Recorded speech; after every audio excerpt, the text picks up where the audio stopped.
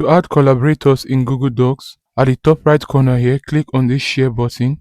From this pop-up screen here, you're going to see a field that allows you to add people. As you can see here, it says add people, groups, spaces, and calendar events.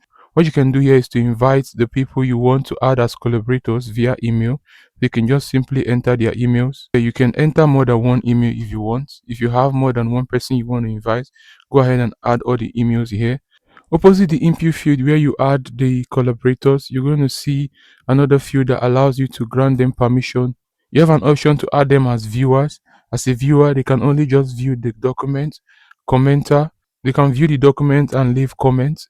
Editor, they have the right to edit the document. You can optionally enter a message if you want. If you do not want to, just go ahead and click on send. Access updated, as you can see here already. If on the other hand you do not want to add people individually, click on share again. Then on this pop-up screen, under general access, click on restricted and click on anyone with the link. Now access updated, as you can see. All you have to do is copy the link, click on done, and share that link with anyone who you want to give access to the document.